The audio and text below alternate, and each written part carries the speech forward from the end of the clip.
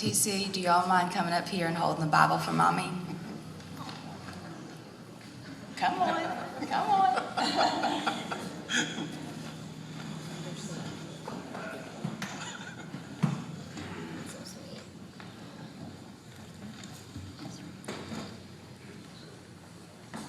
Place your left hand on the Bible, raise your right.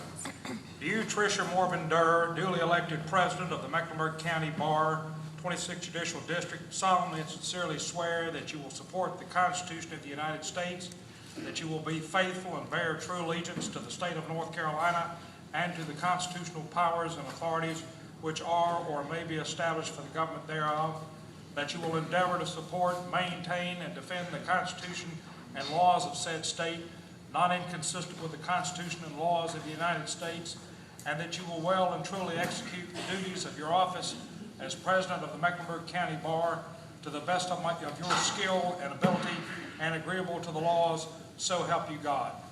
I do. Congratulations.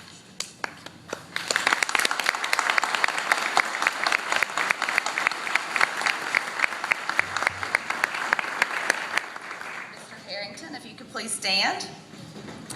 It has been nothing short of a true privilege to serve as Rob Harrington's understudy this year. Y'all, this guy is a true class act. He is the real thing. And you know it's a compliment because I say that about Rob even though he went to Duke. And he did it twice. Not only is he a class act, but he's going to be a hard act for me to follow. Let me tell you all, Rob has been unbelievably tireless in his efforts for all of us. His time investment has been unbelievable, and the only way that I can really quantify all of it is to say, thank you, Rob, for not billing us by the hour.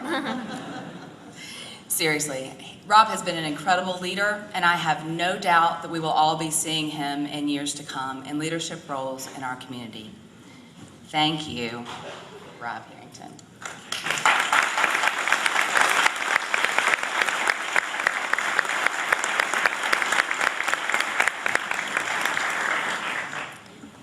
I am so incredibly proud today to stand before all of you, and I am so excited to have the privilege of serving you and our community, or as I like to call it, my home.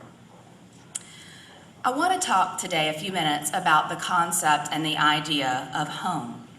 Hopefully, for each of you, the idea of home conjures up ideas and thoughts of warmth, serenity, comfort, support, and safety.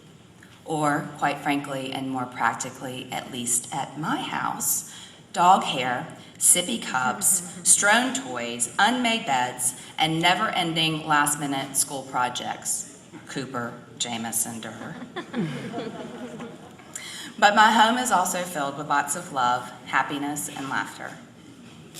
We as the Bar of the 26th Judicial District are in the exciting process of building our own very new home.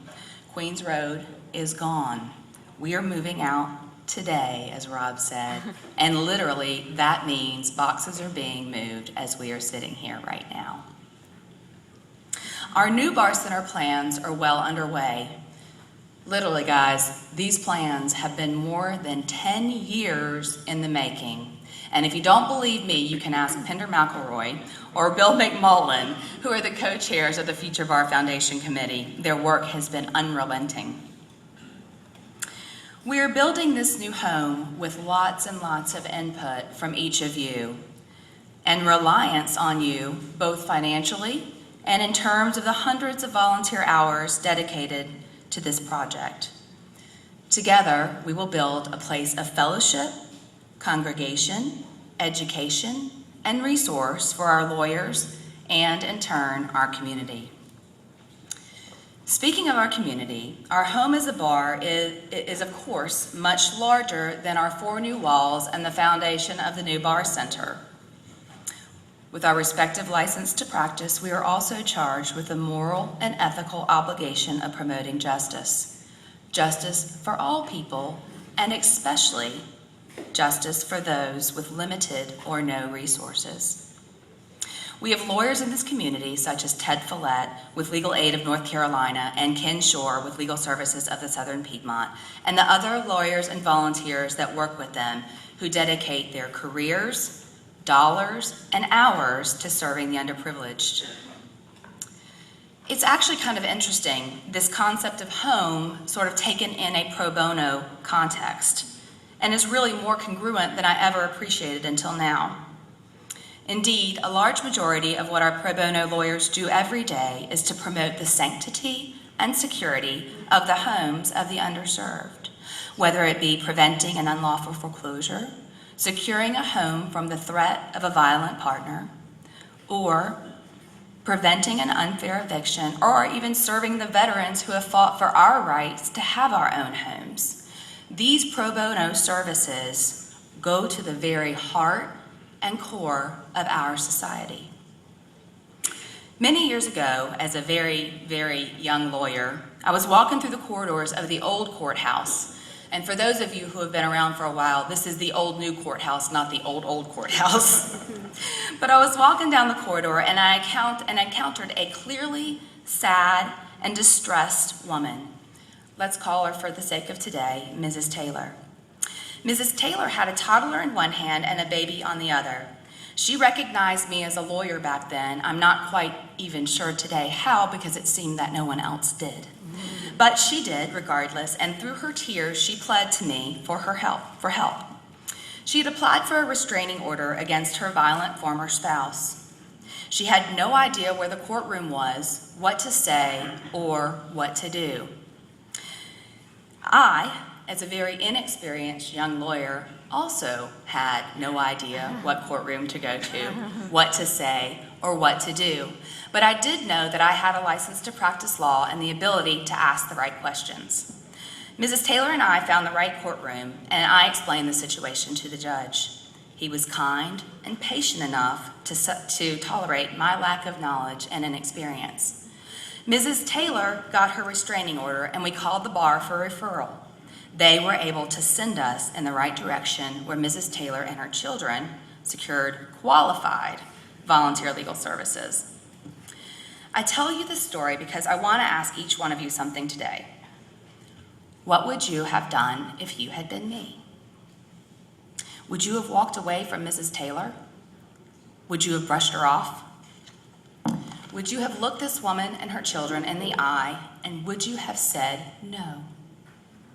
Could you?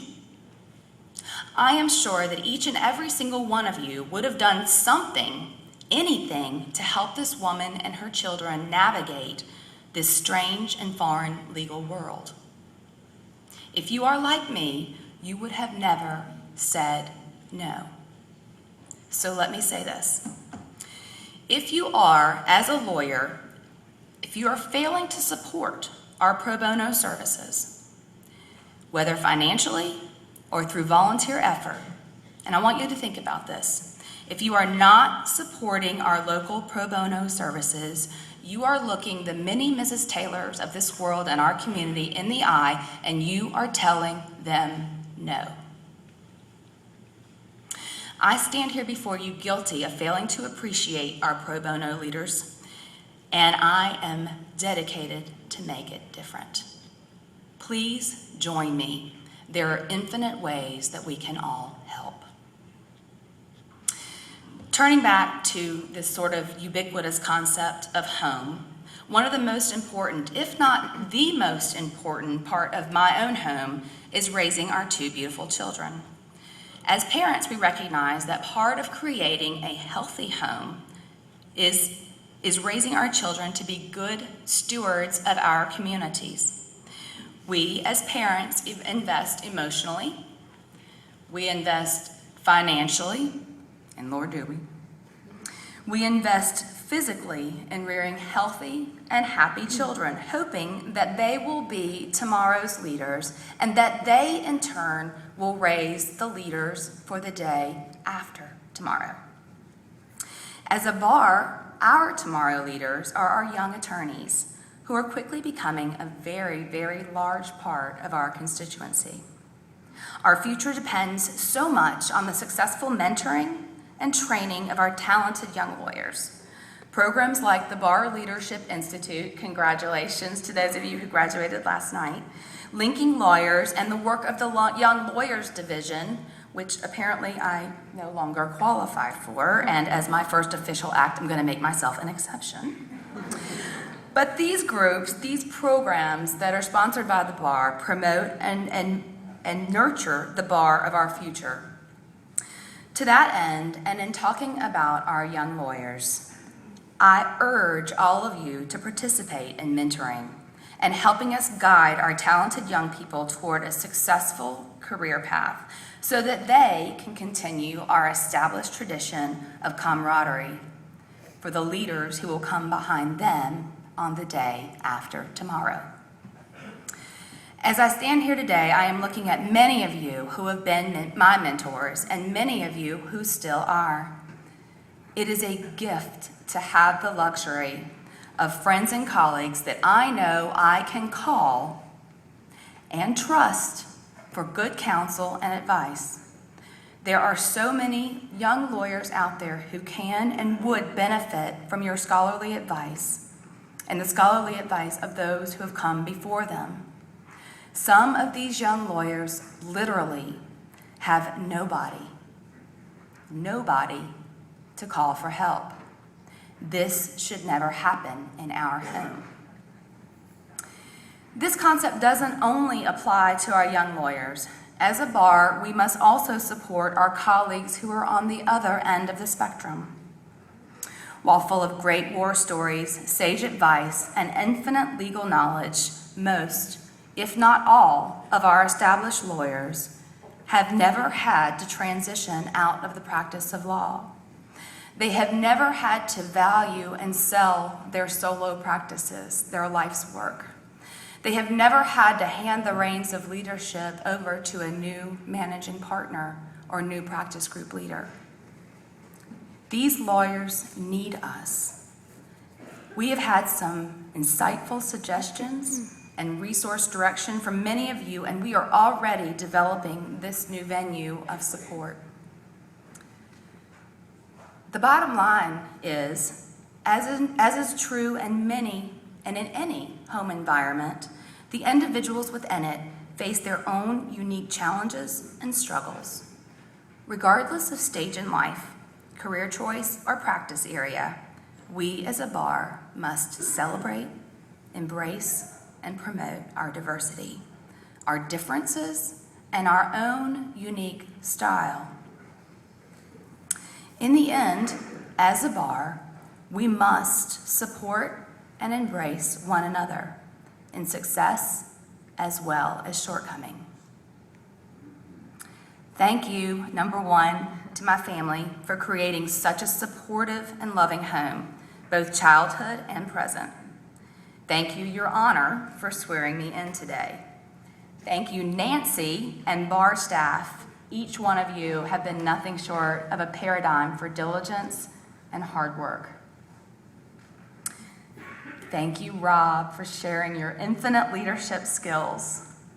Thank you all for your trust in me, and thanks to everybody here for making the 26th Judicial District Bar a place I proudly call my home. Thank you.